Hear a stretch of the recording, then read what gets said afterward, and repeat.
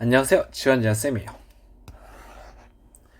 오늘은 세계사 11강 19세기 국민국가의 형성과 산업혁명 파트 수업 진행해보도록 하겠습니다. 수업하기 전에 좋아요, 구독, 댓글, 알람 설정까지 부탁드립니다. 감사합니다. 자, 19세기도 시험에 자주 나와요. 그래서 요 부분도 중요하니까 꼭 자세히 살펴보도록 할게요. 자, 일단 19세기부터 어떤 내용으로 구성되어 있는지 살펴볼게요. 빈체제도 시험에 자주 나오고, 프랑스 혁명, 프랑스 7월 2월 혁명, 영국 자유주의 개혁, 이탈리아 통일, 독일 통일, 19세기 미국과 러시아의 상황. 이렇게 살펴보면 19세기가 끝이 납니다. 이 부분도 뭐 여러 가지 형식대로 뭐 이렇게 미국과 러시아 연표 문제로 나온 적도 있고, 이탈리아 통일도 나온 적도 있고, 독일 통일은 최근에 조금 덜 나오는 것 같긴 해. 그래도 프로이센 가지고 문제를 낸 적도 있으니까 그래도 주의 깊게 살펴보고, 영국 자유주의 개혁도 살짝 그 문제보다 선지로 출제하는 경향이 크고요. 여기가 제일 많이 나오죠. 압도적으로 많이 나오고, 빈치제도 종종 나오니까 자, 이렇게 다 꼼꼼하게 살펴봐야 됩니다. 산업혁명이 역시 교육과정 바뀐 2021학년도 수능 이후로부터는 아직 한 번도 안 나왔어. 그것도 이전에는 계속 나왔고, 여기서 시험 문제 낼 거 정말 많은데 아쉬워요. 그래서 일단은 중요한 거 위주로만 여기 살펴볼 겁니다. 그렇게 하면 이 19세기와 산업혁명 파트가 끝이 납니다. 그럼 빈체제부터 살펴볼게요. 빈체제의 특징과 메테르니의 업적을 위주로 살펴보면 돼요. 살펴보겠습니다. 빈회의. 자, 나폴레옹 15년까지가 집권이었어요. 1815년. 근데 13년 이때부터 이제 몰락을 하기 시작했는데, 나폴레옹 몰락 이후 유럽의 질서를 회복하기 위해 개최한 회의가 빈회의입니다. 오스트리아 외상 메테르니히가 주도해요. 메테르니히 꼭 알아두셔야 합니다. 이제 빈회의의 내용은 주로 정통주의 보수주의로 돌아가는 거야. 그러니까 유럽의 지배권과 영토를 프랑스 혁명 이전으로 되돌리자. 옛날로 돌아가자. 그래서 정통주의 보수주의라고 합니다. 이렇게 빈회의에서 결정된 정통주의 보수주의 체제를 빈체제라고 해요. 빈회의에서 수립된 체제, 정통주의와 보수주의에 입각한 유럽의 새로운 체제를 빈체제라고 합니다. 그래서 나폴레옹이 확산시킨 자유주의와 민족주의 운동을 탄압해요. 빈회의에서. 자, 그래서 빈체제 관련된 동맹이 몇 개 있어. 이건 신성 동맹이라 그래. 러시아, 오스트리아, 프로이센이 손잡고 여기 빈체제를 강하게 주장하는 거죠. 이제 여기 나중에 영국까지 하면 사국 동맹이라 그래. 이 정도 알아두면 좋을 것 같습니다. 이제 빈체제에서 이런 걸 유럽의 자유주의나 민족주의 운동을 탄압하니까 여러 저항이 생겨요. 그래서 이탈리아에는 까르보나리 당이 결성돼서 민족주의 자유주의 운동을 전개하고요. 독일에선 대학생들의 학생조합, 부르셰샤프트라고 부르는 학생조합이 민족주의 자유주의 운동을 전개합니다. 러시아에선 데카브리스트 봉기라 해서 청년 장교들이나 지식인들이 손잡고 입헌군주제를 주장하는 봉기도 있었고요. 자, 그리스가 독립을 합니다. 그리스 독립정신, 이건 연도까지 알아야 돼요. 그리스가 그동안에 오스만 제국 지배에 있었는데 러시아와 영국과 프랑스의 지원을 받고 독립해요. 누구로부터? 오스만으로부터. 이건 조금 중요하니까 알아둡시다. 라틴 아메리카 여러 나라들이 독립을 하는데, 요거는 사실 교과서에도 한두 종인가 밖에 없고 시험에 자주 등장하진 않아요. 그래서 이게 자연스럽게 자세하게 각각 어떤 나라들이 언제 독립했는지를 까지는 알 필요 없을 것 같고, 그냥 이 시기에 1800년대 초반에 빈체제에 대해 저항해서 라틴 아메리카가 독립을 했다. 그리고 원로 선언까지 확실하게 알아두면 될 것 같아요. 어떻게 된지 어떤 과정으로 독립했는지는 한번 설명해 보겠습니다. 볼리바르랑 산마르틴이라는 인물이 라틴 아메리카 독립을 주도해요. 얘네는 어떤 애들이냐면 유럽에서 라틴 아메리카로 이주했는데 그 2세야. 응? 오케이? 걔네들 독립운동을 주도해. 그래서 최초로 독립을 한 게 아이티라는 나라예요. 얘는 서인도 제도 있는 나라거든. 그 미국 바로 밑에. 얘네가 프랑스로부터 최초로 독립을 하고요. 라틴 아메리카 중에서. 그리고 이후에 볼리비아, 페루, 콜롬비아 여러 나라들이 독립을 합니다. 근데 아마 새로 바뀐 교과서에는 얘네 들어갈 거예요. 그렇지만 뭐 우리는 여기까지만 알면 된다. 그런데 이렇게 독립을 하자 영국이 라틴 아메리카 탐내 여기다 자기네 물건 팔려고. 그때 이제 미국이 뭐라고 하냐. 대통령이었거든요. 멀로가. 한마디 합니다. 아메리카 남북 합해서 유럽은 우리 건들 생각하지 마. 오케이? 그래서 유럽의 간섭을 딱 배제하고 그 뒤로부터 또 본격적으로 라틴 아메리카 다른 나라들이 독립을 하게 됩니다. 자, 빈체제 이후에 프랑스 7월 혁명과 2월 혁명 살펴보겠습니다. 빈체제 이후에 부르 왕조가 다시 부활해요. 프랑스도 역시 옛날로 돌아가서 옛날 왕조로 부활합니다. 왕정으로 다시 부활해요. 이때 루이 18세가 즉위를 합니다. 루이 18세 다음이 샤를 10세야. 그래서 이 샤를 10세가 전제정치를 해요. 언론 탄압하고 의회를 해산해. 그러다 이제 시민들이 이거에 반발해서 저항을 하고 혁명이 일어나는 겁니다. 그게 프랑스 7월 혁명이야. 이때 주도한 건 자유주의자, 시민, 노동자. 조금 자유주의자랑 시민 세력 하면 약간 부유한 계층이 포함돼요. 물론 이제 몇몇 노동자들도 있지. 어쨌든 좀 전체적으로 봤을 때 부유한 계층이 많이 포함되어 있다. 7월 혁명에는. 이때 그래서 샤르 10세를 추방해요. 부르 왕조가 이때 붕괴돼. 그리고 루이 필리프를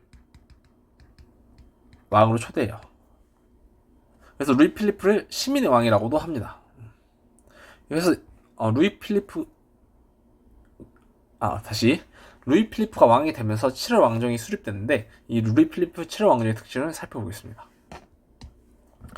여기도 똑같지 않고 여기도 어떤 선거제를 도입하냐면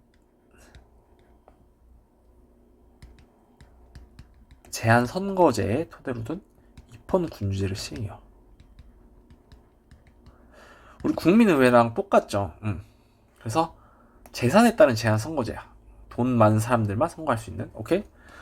그리고 이러다 보니 소수 은행과 대지주가 부와 권력을 독점하게 됩니다.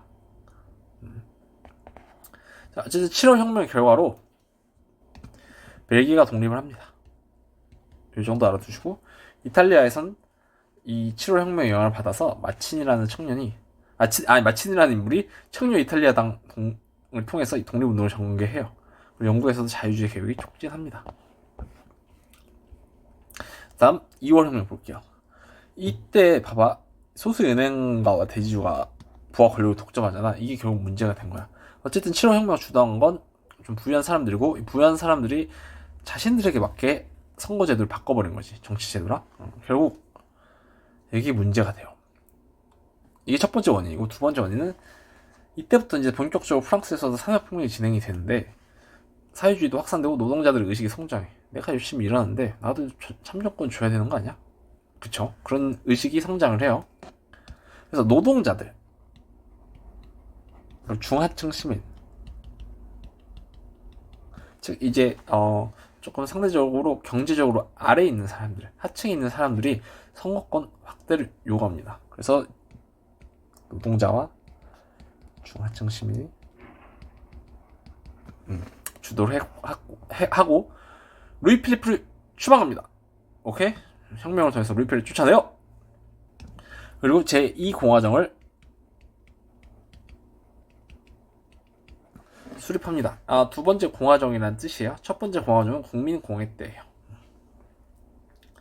어쨌든 이렇게 돼서 루이 필리프도 날아가는 사건이 2월 혁명이다. 오케이?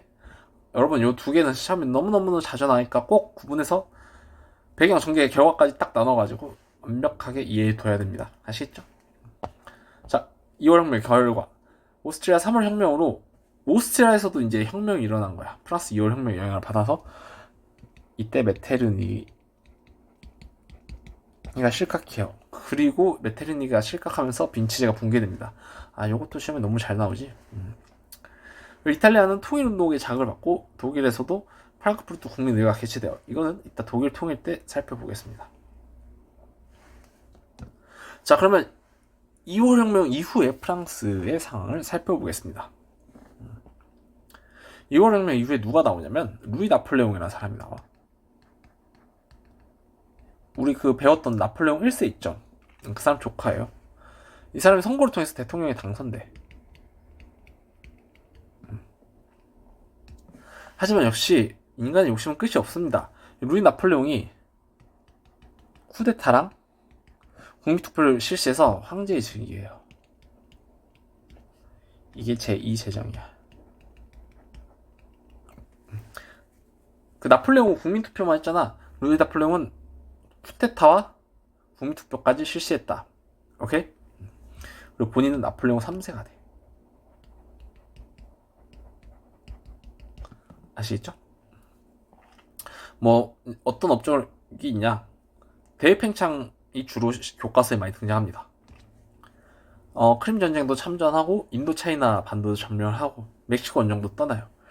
그리고 대표적인 큰 사건은 프로이센의 비스마르크랑 맞짱 뜹니다. 근데 져요. 프랑스가 져요. 그래서 루이 나폴레옹이 몰락하고 이 제정이 붕괴합니다. 근데 이렇게 프랑스가 이제 지니까 제2제정이 붕괴하고 세 번째 공화정이 들어서요. 근데 이때 살짝 프랑스에서 혼란이 생겨. 그래서 노동자랑 시민 사회주의자들이 프랑스 내에서, 파리 내에서 자치정부를 수립해. 자기들끼리만의 정부. 그걸 파리 코민이라 그래. 근데 이게 프랑스 정부군, 제3공화국의 프랑스 정부군에 의해서 진압당하긴 합니다. 파리 코민도 선주로 등장하니까 꼭 알아둡시다. 여기는 뭐 빼먹을 게 없어요. 너무 중요하니까 꼭 내용 모두 확인해주세요. 영국의 자유주의 개혁. 자, 영국 자유주의 개혁 살펴보겠습니다.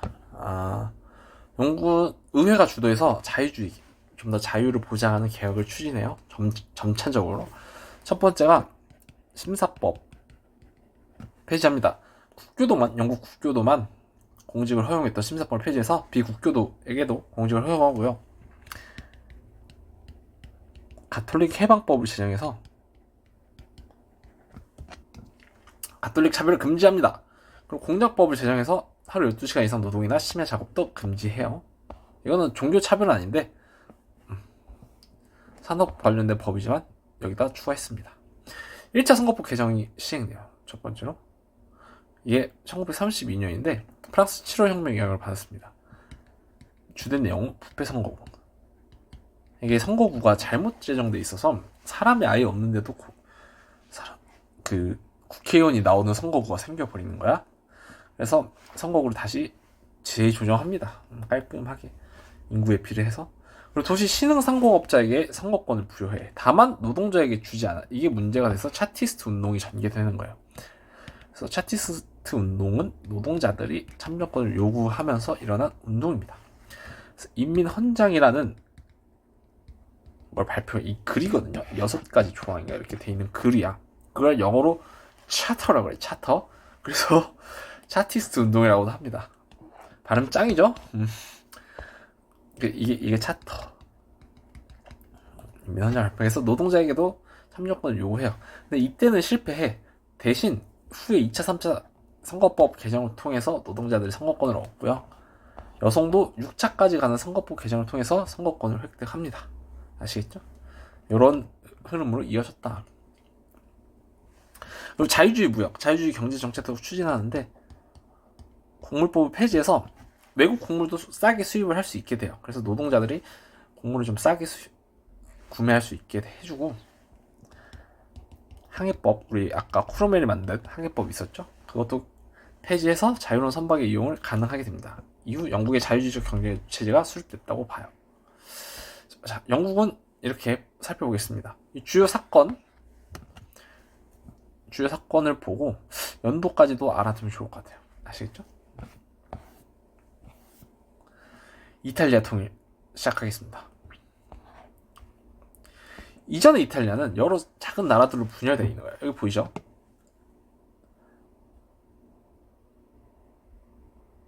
이 나폴리, 나폴리 왕국, 샤르데나 왕국, 시칠리아 왕국, 교황령 이렇게 다 쪼개져 있었어. 이탈리아 북부는 또 오스트리아가 지배하고 있던 거야.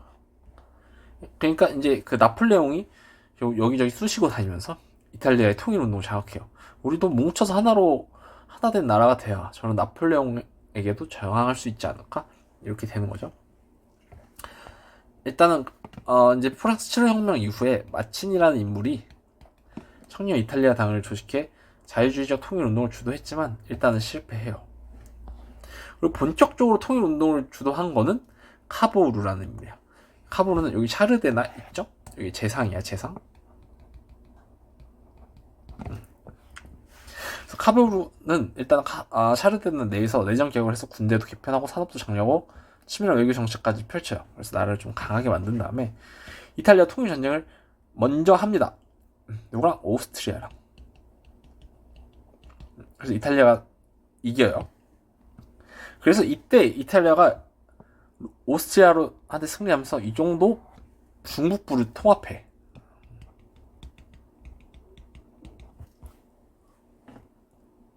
오케이, 여기 롬바르디아 지역도 포함해서 카보루가 이탈리아 중북부를 통합합니다. 대신 이때 프랑스가 도와주거든요. 오스트리아와 전쟁할 때. 이탈리아가 오스트리아와 전쟁할 때 프랑스가 도와주는데 이 도와주는 거에 대가로 사부이, 니스 지역을 프랑스에 할양합니다.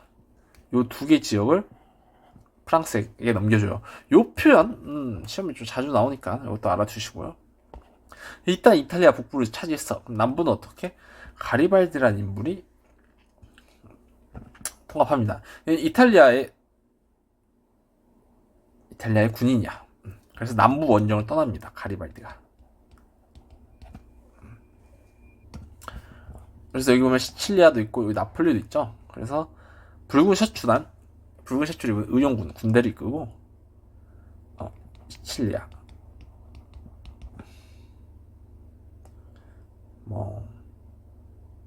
나폴리 등을 점령해요. 그래서 이게 남부 지역을 다 통합하는 거야. 오케이? 가리발디의 경로를 보니까 여기서 출발해서 이렇게 시칠리아, 요것도 시칠리아고 요것도 시칠리아거든요. 시칠리아 점령해서 나폴리아까지 점령해가지고 이렇게 남부를 통일하죠. 그래서 이 가리발디가 정복한 남부 지역을 샤르데나의 국왕 엠마누엘레 2세에게 바칩니다. 그래서 이탈리아 왕국이 1961년에 탄생해요.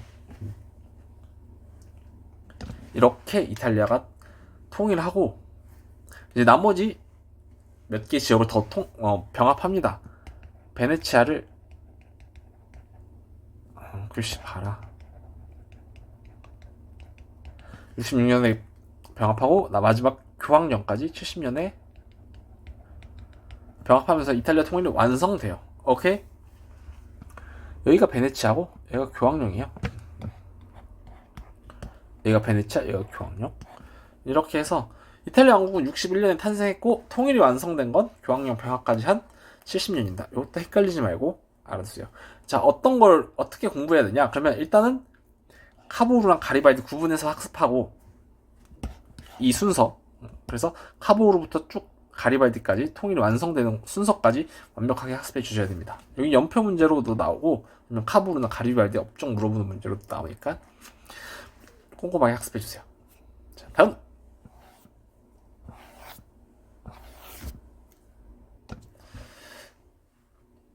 자, 독일 통일 진행해 보겠습니다. 독일 통일은 최근에 조금 출제가 덜 되는 부분이에요. 그래도 역시 언제든 출제될 수 있기 때문에 또 내용이 어렵거든요. 이거 어려운 내용 한번 작정하고 나면 여러분 이제 다 끝장나기 때문에 한번 공부할 때 자세히 공부해 두면 좋을 것 같아요. 통일 전의 독일 상황을 살펴보겠습니다. 역시 그 독일도 여러 연합국가로 이렇게 쪼개져 있어. 그러니까 각각의 각각의 도시국가처럼 나눠져 있고 하나의 통일된 국가가 없는 거지. 근데 그때 잘 나가던 두 국가가 프로이센과 오스트리아예요. 어쨌든 이 지역 오스트리아와 프로이센을 포함해서 독일어를 쓰는 사람들끼리는 나라들끼리는 어쨌든 나폴레옹 때문에라도 통일을 하고자 하는 열망이 강했어요. 오스트리아도 그리고 실제로 지금도 독일어를 씁니다. 그래서 첫 번째는 그냥 일단은 무조건 통합하기보다는 경제적인 통합부터 차근차근 진행해 가요. 그래서 프로이센이 주도해서 독일 연방 국가들 사이에 관세를 철폐합니다. 그래서 경제적으로 일단 통합을 해요. 여러분 혹시 관세는 뭔지 아나요? 무역할 때 붙이는 세금이거든요. 그러니까 우리나라 상품을 보호하기 위해 붙이는 거야. 여러분 그 벤츠 이런 거 있죠. 독일차 그런 거 비싸잖아. 애초에 원가도 높겠지만 관세까지 세게 붙어서 비싼 거거든요. 여러분 사실 독일차 싸게 들어오면 한국차보다는 독일차를 많이 타지 않을까요? 지금보다 더. 그러니까 그러면 한국 자동차 산업이 조금 침체되겠죠. 그래서 우리나라 자동차 산업을 보호하기 위해 해외 물품에 관세를 붙이는 겁니다. 근데 이제 여기는 우리 독일어를 쓰는 여러 독일 연방 국가들끼리는 관세를 철폐해서 경제적으로 자유롭게 무역을 하자 이렇게 하는 거예요. 오케이? 자, 그 다음 프랑크푸르트 국민의회입니다. 프랑스 2월 혁명으로 영향을 받아서 독일 내 자유주의자들이 프랑크푸르트 국민의회를 개최합니다. 뭐 때문에 이 국민의회를 개최했냐? 독일 통일을 위해서 개최를 해요. 대신 여기서 통일을 어떻게 할 건지 논의를 하는데 소독일 통일 방안대 대독일 통일 방안을 두고 논의를 합니다. 당연히 합의되지 못해요. 소독일 통일 방안은 뭐냐면 통일을 할 때 다른 독일 연방 국가들 포함하지만 오스트리아 빼고 하자. 대독일 통일 방안은 오스트리아와 프루시아를 모두 포함해서 통일을 하자. 왜냐? 오스트리아랑 프루시아랑 서로 밥그릇 싸움 하느라 이렇게 되는 거겠죠. 그렇죠? 이제 본격적인 통일은 비스마르크가 등장하면서 시작됩니다. 비스마르크는 프루시아의 재상이에요. 이 사람이 주장한 건 철혈 정책이야. 국가의 강함은 철과 피로 이루어져 있다. 그래서 무기를 통해서 국가의 국력을 강화시키고 피를 통해 나머지 국가들을 정복하자 이런 의미입니다. 그래서 철혈 정책을 추진해요. 군비 확장하고 군대를 육성합니다. 일단 그래서 프로이센과 덴마크가 전쟁에서 일단 덴마크 상대로 프로이센이 전쟁에서 승리합니다. 그보다 중요한 건 역시 오스트리아죠.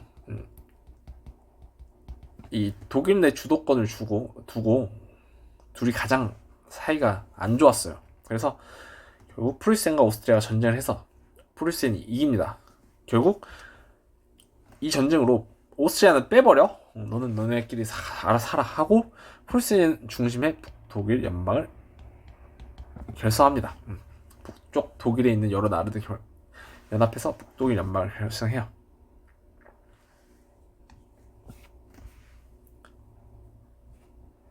그리고 보면 독일이 여기 프랑스와 붙어 있죠.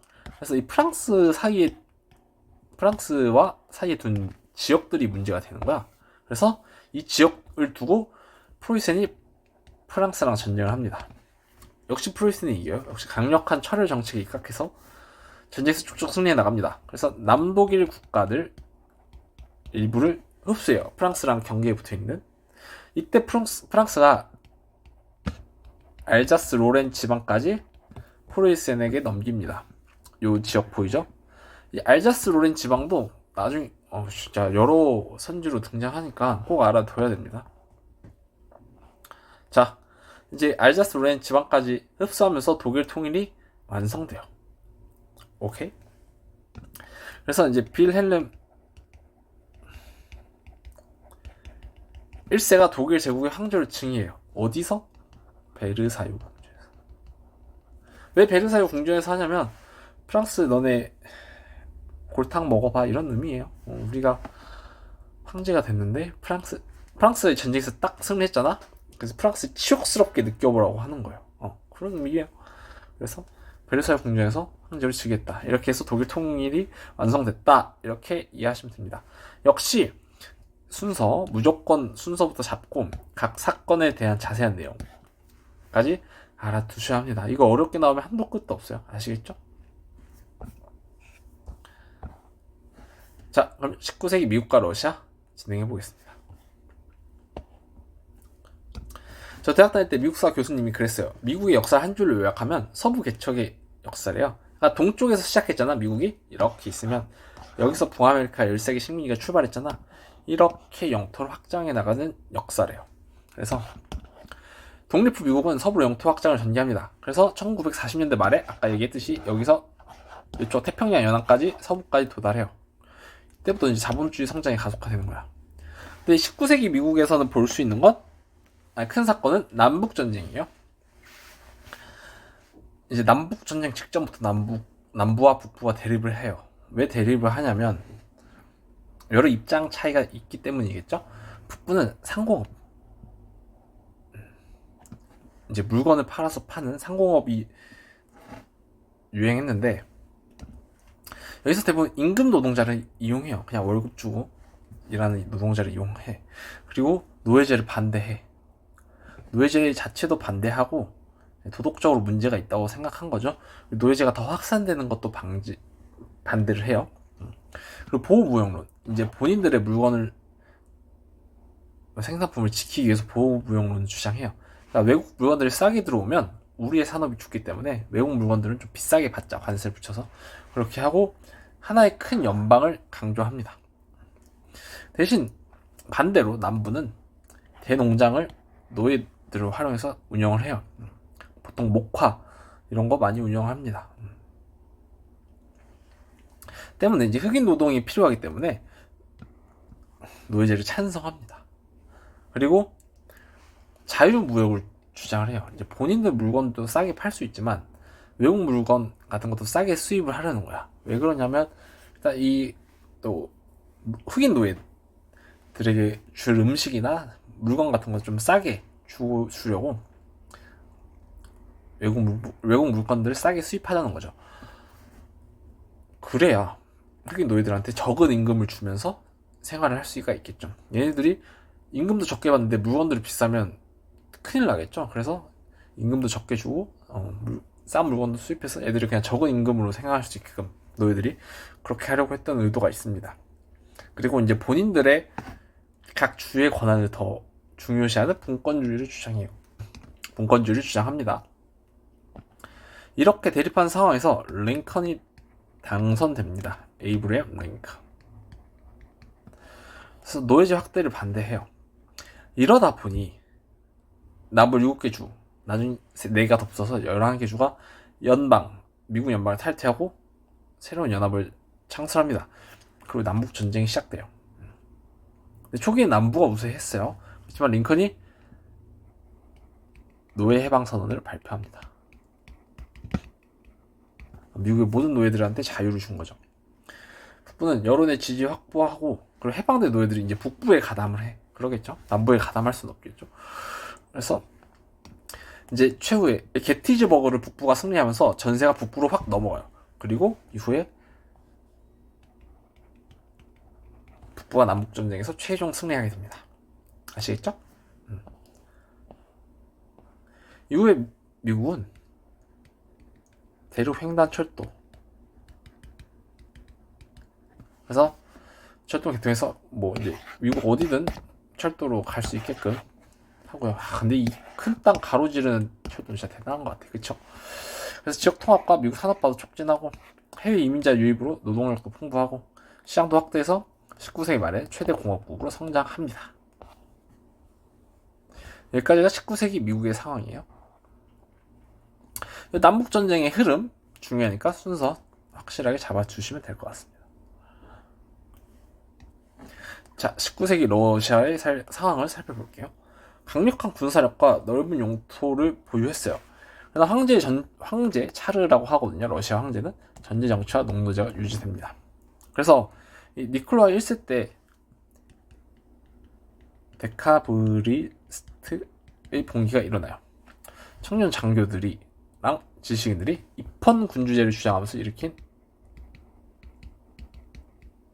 봉기입니다. 이 주도한 청년 장교들과 지식인들을 데카브리스트라고 부른대요. 그래서 데카브리스트의 봉기입니다. 아시겠죠? 다음 크림 전쟁. 러시아가 흑해 쪽으로 남하를 하려고 해요. 근데 이때 흑해를 찾아갔던 게 오스만이야.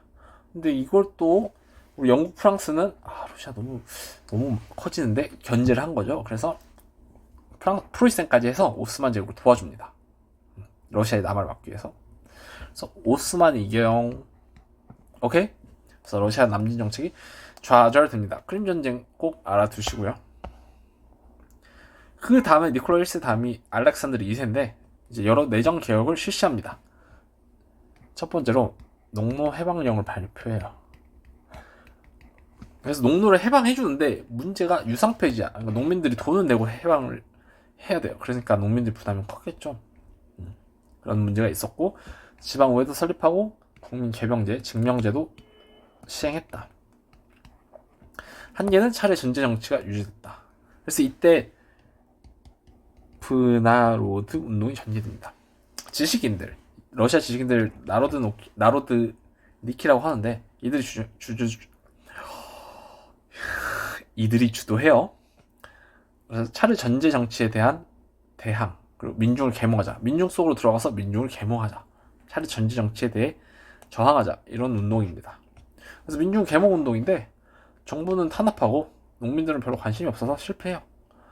그러다 보니 일부 지식인들이 무정부주의자로 전향을 해. 그래서 알렉산드르 2세를 암살합니다. 그러다 보니 그 다음 황제부터 또 차례 전쟁 정치가 더 강화되고 자유주의 운동을 더 탄압해요. 이런 부작용이 있었습니다. 브나로드 운동 시기랑 이게 알렉산드르 2세 때다. 이렇게 보면 되는데 러시아 19세기는 주요 사건별로 좀 살펴봐 주시면 될 것 같아요.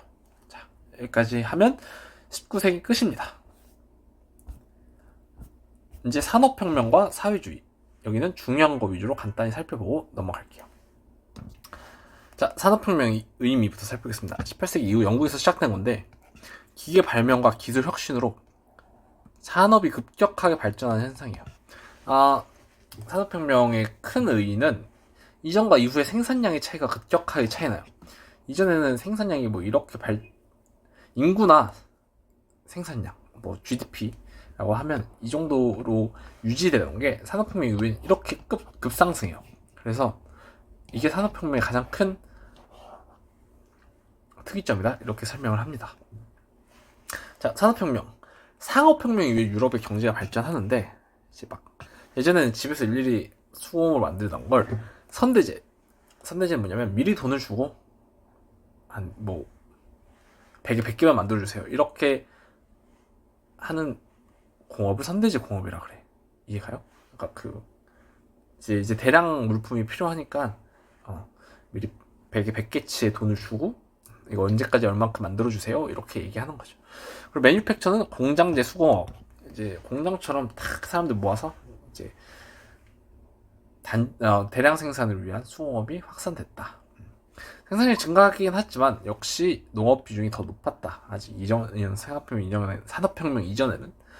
그런데 이제 산업혁명이 본격적으로 영국에서 시작됩니다.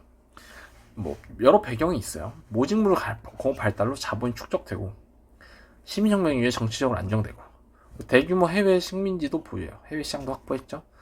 2차 인클로전 운동으로 역시 그 일자리를 잃는 노동력이 풍부합니다. 과학적 태도, 경험과 실험을 중시하는, 그래서 신기술 발전에 좀 관심을 갖는 태도도 있고요. 지하자원이 풍부해요. 석탄과 철이 멘테스 지역에 엄청 많았대요, 옛날에. 그래서 이렇게 흙으로 우리가 모래 파듯이 이렇게만 파도 석탄이 나왔다는 소문이 있습니다, 옛날에. 그래서 영국이 19세기 세계 공장으로 성장해요. 자, 산업혁명은 옛날에 시험에 나올 때는 어떻게 나왔냐면 이 시기를 물어봐. 그러니까 면직물 공업이 18세기냐? 교통혁명 중에 요런 거는 19세기, 통신혁명도 19세기. 요 정도로 발달했었다. 이런 거 아냐? 그리고 산업혁명의 결과 사회주의가 발달했다.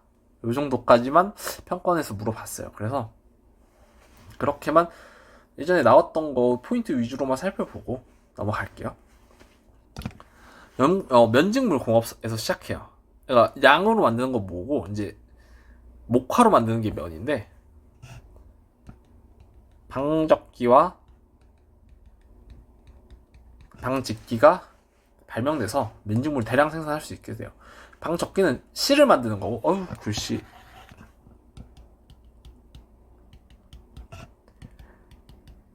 방직기는 천을 만드는 기계입니다. 이런 것 때문에 이제 면직물 대량 생산이 가능하고 동력혁명이라 해서 제임스 와트가 증기기관을 만들어요. 이 증기기관을 통해서 기계가 훨씬 더 오래 효율적으로 움직이는 거야. 그래서 면직물 생산 면직물 생산 기계도 잘 들어가고 석탄채굴 하는 기계도 훨씬 잘 들어가고 생산량이 급격하게 느는 거죠. 증기기관 때문에 공업 분야 효율성이 높아집니다. 그래서 공장제 기계공업, 이제 우리가 지금 아는 공장이 이때부터 등장해요. 오케이? 이제 산업혁명이 면직물 공업부터 기계, 제철, 석탄 산업까지 확산됩니다. 제임스 와트의 증기기관 때문에. 이것도 18세기인지만 알면 돼요. 제임스 와트 증기기관이. 다음에 교통이 발달했는데 스티븐슨이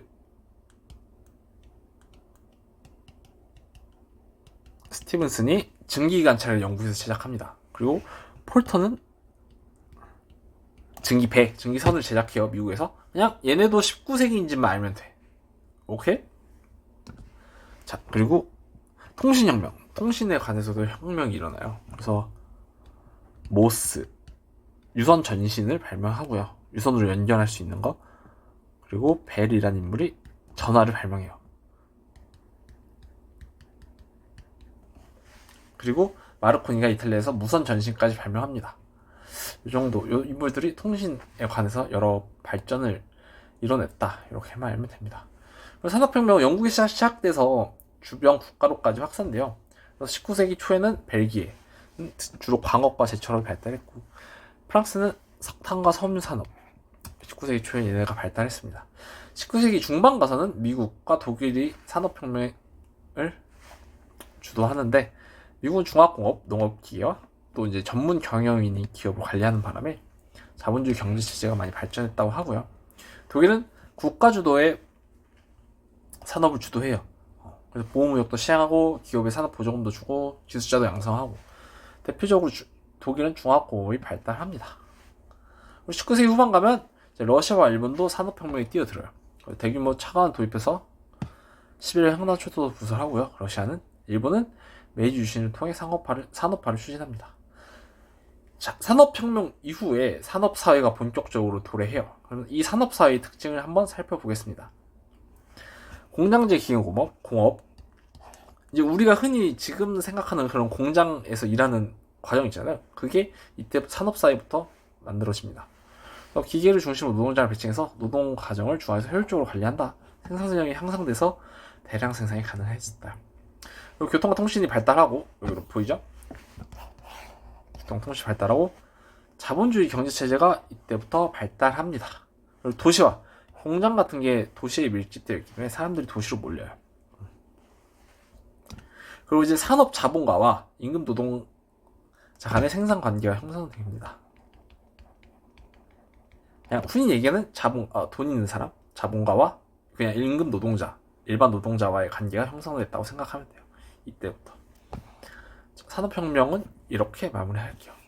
이제 산업혁명의 결과로 사회주의가 생겨납니다. 이 산업혁명의 문제가, 노동 문제가 가장 컸어요. 일단 오래 일할수록 많이 생산할 수밖에 없기 때문에 장시간 노동, 그리고 아동 여성 노동 착취, 이런 문제가 있죠. 그리고 저임금, 임금도 너무 적어, 비위생적이고 위험한 노동 환경, 이런 게 문제가 돼요. 또 사람들이 도시에 너무 몰리다 보니까 도시 문제가 발생해. 인구도 너무 많은데 집도 없지, 또 위생, 화장실 이런 거 옛날에 특히 관리도 안 되지, 전염병 그런 것 때문에 전염병이 돌지. 그래서 여러 이 산업혁명으로 인한 문제에 대한 해결책과 저항책이 등장합니다. 첫 번째로 노동운동 쪽에서 러다이트 운동이 등장해요. 기계를 파괴해서 사람 일을 하는 사회로 만들자. 기계를 파괴해서 일자리를 되찾자. 그게 러다이트 운동입니다. 정부가 탄압을 해요. 그리고 또 일부 노동자들은 노동조합을 결성해서 자본가에게 임금 인상과 노동 조건 개선을 요구합니다. 나름 해결책도 제시를 해요. 영국에서 공장법을 제정해서 장시간 노동을 제한하고 여성 아동의 노동을 보호하기도 하고, 또 일부 국가에서는 노동조합을 합법화하거나 노동자에게 여러 혜택을 나눠주기도 합니다. 그래서 상황이 개선되기도 했다고 해요. 가장 큰 결과는 사회주의가 등장한 거죠. 이 자본주의 체제의 문제점을 비판하면서 등장을 해요. 그러니까 자본가는 이 생산 수단, 토지나 공장을 소유하고 있잖아. 이거를 다 같이 공유하자 이거야. 모두가 가지면 빈부격차를 없앨 수 있다고 생각을 한 거지. 그게 사회주의 사상이에요. 그래서 초기 사회주의는 자본가와 노동자의 타협, 협동을 주장해요. 그래서 빈부격차 없는 이상적 공동체를 구성합니다. 자본가 노동자가 타협해서 이걸 서로 공유하면 좀 이상적인 빈부격차 없는 사회가 오지 않을까. 대표적으로 오원이라는 학자가 있어요. 그래서 여기는 이 이상적 공동체를 한번 실현해 본 거야. 작은 공동체. 그래서 작업 공동체, 협동촌이라고 하거든요. 이걸 뉴라나크라고 하는데, 여기서는 그냥 실제로 다 같이 생산하고 다 같이 분배하는 그런 사회입니다. 지금도 우리나라에는 모르겠고 해외 어디 가면 이런 작은 사회주의 사회를 구성한 사회가 있어요. 커뮤니티. 그러니까 어떤 일정 동네에서 뜻이 있는 사람들만 이렇게 모여. 여기서는 공동 생산, 공동 분배야. 작은 사회주의 사회죠. 신기해요. 이런 게 있대요. 해외도 곳곳에. 국가 단위 말고 그냥 작은 사회 단위로. 또 프리에나 생시몽 이런 학자들도 초기에 사회주의를 주장합니다. 이후부터는 과학적 사회주의가 등장해요. 자본주의 체제의 운동 법칙을 과학적으로 해명하고자 한 시도예요. 그래서 대표적으로 마르크스랑 엥겔스가 있는데, 얘들이 자본론을 썼죠. 저도 읽어보지는 못했지만 너무 두꺼워. 그리고 너무 어려워. 어쨌든 거기서 자본주의를 과학적으로 수학적으로 분석해서 어떻게 하면 더 나은 사회주의 사회가 도래할 수 있는지를 분석한 책입니다. 자본론이. 여기서 주장한 바는, 그럼 어떻게 사회주의를 가냐? 계급투쟁, 노동자의 계급 투쟁을 통해서 그 자본가를 몰아내고 모두가 평등한 공산주의 사회가 도래한다고 주장했어요. 자, 그냥 요렇게 그냥 초기 사회주의에는 오원, 과학적 사회주의에는 마르크스, 엥겔스 이렇게 있고, 각각의 의미, 과학적 사회주의 의미, 초기 사회주의 의미, 이렇게만 알아두면 됩니다. 그럼 사회주의 등장의 배경까지 정리해두면 좋을 것 같아요. 자, 여기는 19세기 문화인데 그냥 살짝만 살펴보세요. 거의 수능에 등장하지 않고 아마 내신에만 간혹 나올 겁니다. 자연과학이 발달했는데 다윈이라는 인물이 종의 기원에서 진화론을 주장해요. 그리고 세균학도 발달해서 여러 질병을 잘 해결했다고 합니다. 물리학, 화학에서는 렌트겐이나 퀴리 부부가 활약을 했고, 에디슨이 전구, 추움기도 발명하고, 패러데이가 발전기도 발명했대요. 그냥 얘네가 19세기인지 알면 돼. 오케이? 학문도 볼게요. 콩트란 인물 실증주의를 제창해서 사회학 분야가 개척됐고, 고전 경제학 리카도와 멜서스, 얘는 인구론을 쓴 애인데 뭐 이런 거 혹시 몰라도 됩니다, 여러분. 안 나오는 거 열심히 공부하지 말자고요. 오케이? 그리고 공리주의, 어떤 행위가 인간 전체 행복에 얼마나 기여하는지에 따라서 이 행위의 옳고 그름이 나뉘는 거야. 대표적으로 벤담이나 뭐 생활과 윤리 아니니까 넘어갈게요. 관념론에선 헤겔 이런 철학자가 활약을 했습니다. 그리고 문화예술 19세기 전반에는 낭만주의가 유행을 했고요. 후반에는 사실주의와 자연주의, 현실이 있는 그대로 묘사하는 거 이런 게 유행을 했습니다. 자, 뭐 들라크루아의 키오스 섬의 학살 이런 그림들, 낭만주의 그림들, 민중을 이끈 자유여신 이런 게 유행했고요. 사실주의 19세기 후반 사실주의 자연주의에서는 찰스 디킨스의 어려운 시절, 뭐 국민음악, 인상파 화가 이런 게 유행했다고 합니다. 혹여나 이런 게 시험에 나오면 19세기다. 그리고 이거 두 개 구분만 해서 알아두면 될 것 같아요. 문화 파트에서는. 그리고 나머지 얘네는 그냥 19세기이다. 이렇게만 알아두면 됩니다. 그렇게 깊게 안 물어봐요. 자, 그러면 19세기 국민국가의 형성과 산업혁명 파트도 여기서 마무리하겠습니다. 오늘 긴 수업 듣느라 고생 많으셨고요. 다음 시간에 또 만나요. 안녕.